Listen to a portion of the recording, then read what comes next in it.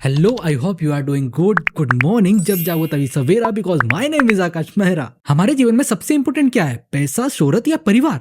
लेकिन इससे भी ज्यादा इंपॉर्टेंट है हमारी सांसें। एक बार सोचकर देखिए, अगर हम 30 मिनट भी सांस ना लें तो क्या होगा। लेकिन प्रॉब्लम हमारी यह है कि जो हमारे लिए इंपॉर्टेंट है उसके बारे में हम सोचते ही नहीं है। अब थिंकिंग ये भी आती है कि सांस में आखिर ऐसा है क्या? सांस आती है, जाती है, अब इसमें क्या सोचना। लेकिन हमारे जीवन में होने वाली छोटी से छोटी या बड़ी से बड़ी प्रतिक्रिया का संबंध सिर्फ सांसों से होता है। हमारी सांसों से ही सब कुछ है जो हमें प्रभावित करता है, हमारे जीवन के अच्छे बुरे हर कदम पर प्रभावित करता है। हम हमारी जिंदगी में हर एक काम दिमाग की मदद से करते हैं, और जो काम दिमाग की मदद से किया जाता है उसे जानकर समझकर बेहतर भी बनाया जा सकता है। लेकिन हमारी सांसें, हमारी सांसों का तो कोई दिमाग से लेना देना ही नहीं है। लेकिन हजारों सालों के अंतराल और तत्कालीन भाषा की जटिलता और किसी को ना बताने की चाहत में इसे हमने खो दिया। इसलिए आज सांस की कला को 99% लोग जान ही नहीं पाते। हमारे जीवन में स्वास्थ्य हो या बिजनेस, दोस्त हो या शत्रुता, अपमान हो या सम्मान, सबका सीधा संबंध हमारी सांसों से ही है। यह कोई ज्योतिष शास्त्र या मंत्र नहीं है, यह एक विज्ञान है। अगर हम सांस की गति को धीमा कर किसी पर क्रोध करते हैं तो हम कर ही नहीं सकते। क्रोध के लिए हमेशा श्वास का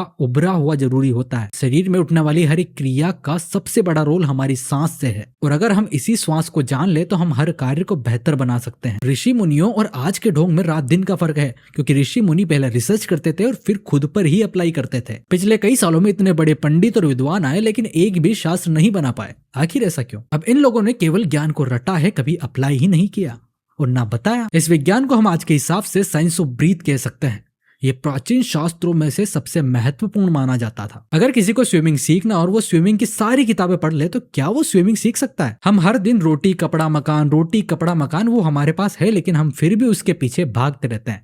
लेकिन हमने कभी हमारी सांसों के लिए 1 घंटा तक नहीं निकाला कि आखिर हमारी सांस आज कहां पर तेज हुई और कहां पर धीमी हुई, ये तो हम जान ही नहीं पाए। हमारी श्वास का सीधा संबंध हमारे मस्तिष्क से होता है, और मस्तिष्क हमें निर्देश देता है कि कोई कार्य करना है या नहीं करना है। श्वास लेते और छोड़ते समय हमारे शरीर में 5 तत्व प्रवाहित होते हैं, जिनमें से है जल, अग्नि, वायु, आकाश, धरती। और कौन सा तत्व किस टाइम प्रवाहित हो रहा है, अगर हमने इसे जान लिया तो हमारे शरीर को हम प्रभावित बना सकते हैं। अगर आपके शरीर में अग्नि तत्व चल रहा है और उस टाइम आपको गुस्सा आ जाए तो आप खुद के साथ भी ऐसा कर सकते हो, जिससे आपका शरीर प्रभावित होगा और आप खुद को दुख में डाल दोगे। और अगर उसी समय आपके अंदर जल तत्व चल रहा है तो आप उसी गुस्से को कंट्रोल कर सकते हो। और अगर आपके शरीर में वायु तत्व चल रहा है तो आप अपने दिमाग को एक जगह लगा ही नहीं सकते, चाहे कितनी कोशिश करो। तो उस टाइम खुद को ही आप एक लेजी फील करोगे। अगर हम सांस के रहस्य को और इन 5 एलिमेंट्स को जान लें तो शायद हमारा जीवन और भी बेहतर हो सकता है।